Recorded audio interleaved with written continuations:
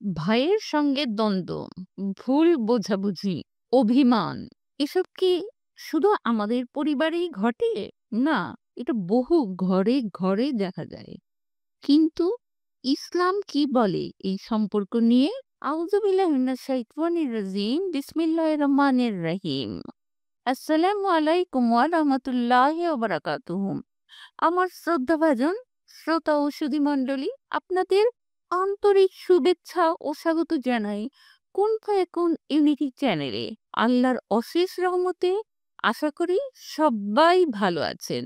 আমাদের আজকের আয়োজন ভাই ভাইয়ের দ্বন্দ্ব ও ইসলামের সমাধান, এ নিয়েই আজকের বিস্তারিত।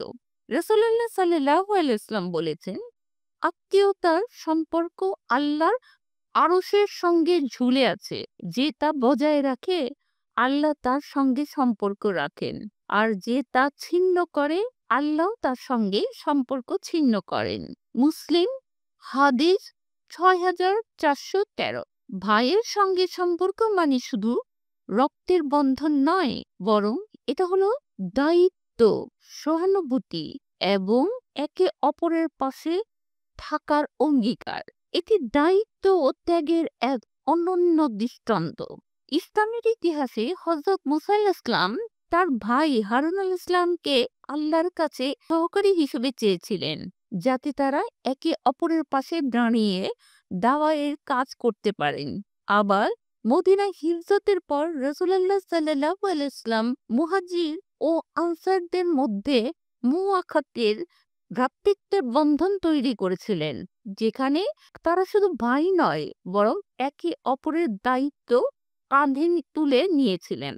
বদর, উহুদ সহ বহু যুদ্ধে সাহাবীরা ভাইয়ের মতো একে অপরকে রক্ষা করেছেন, এমনকি নিজের জীবন দিয়েও। ইতিহাস আমাদের শেখায়, ভাই মানে শুধু রক্তের সম্পর্ক নয়, বরং একে অপরের প্রতি দায়িত্ব, সহানুভূতি ও ত্যাগের অঙ্গীকার। হাজ্জাজ বিন ইউসুফের সময়ে একটি ঘটনা খুবই হৃদয়স্পর্শী। এক নারীকে বলা হয়, তোমার স্বামী, সন্তান ও ভাই তিনজনের মধ্যে একজনকে মুক্ত করতে পারো। তিনি বলেন, স্বামী আবার পাওয়া যাবে, সন্তান আমি জন্ম দিতে পারি, কিন্তু ভাই হারালে আর ফিরে পাবো না। আমি ভাইকেই বেছে নিচ্ছি। এই কথায় হাজ্জাজ এতটাই মুগ্ধ হন যে তিনজনকেই মুক্ত করে দেন। ভাইয়ের সঙ্গে দ্বন্দ্ব কেন হয়? ছোটবেলার প্রতিযোগিতা বড় হয়ে গিয়ে ঈর্ষার রূপ নেয়। পারিবারিক সম্পত্তি, দায়িত্ব বা সম্মান নিয়ে ভুল বোঝাবুঝি, তৃতীয় পক্ষের হস্তক্ষেপ বা গুজব। ভাইয়ের সঙ্গে দ্বন্দ্ব মানব ইতিহাসে বহুবার দেখা গেছে। কোরআনে হযরত আদম আলাইহিস সালামের দুই পুত্র হাবিল ও কাবিলের ঘটনা বর্ণিত হয়েছে, যেখানে ঈর্ষা ও প্রতিযোগিতায় প্রথম হত্যার কারণ হয়। অনেক সময় ভাইয়েরা সম্পদ বা দায়িত্ব নিয়ে ভুল বোঝাবুঝিতে জড়িয়ে পড়ে। যেমন ইতিহাসে বহু সাম্রাজ্যের পতনের পিছনে ভাই ভাইয়ের দ্বন্দ্ব ছিল। ইসলামের শিক্ষায় এসব দ্বন্দ্ব থেকে বাঁচার জন্য পরস্পরের হক আদায়, ধৈর্য এবং ক্ষমার উপর গুরুত্ব দেওয়া হয়েছে।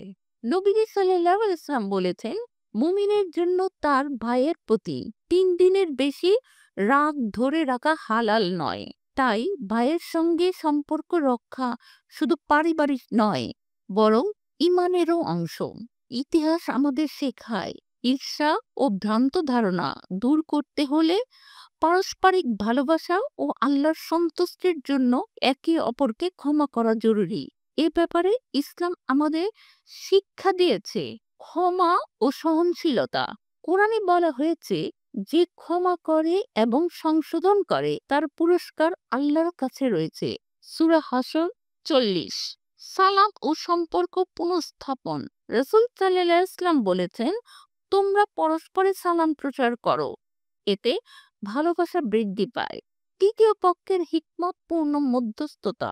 পারিবারিক দ্বন্দ্বে একজন জ্ঞানী ও নিরপেক্ষ ব্যক্তি মধ্যস্থতা করলে অনেক সমস্যার সমাধান হয়। আজকের সমাজে ভাইয়ের সঙ্গে সম্পর্ক ভেঙে গেলে শুধু পরিবার নয়, পুরো সমাজে তার প্রভাব পড়ে।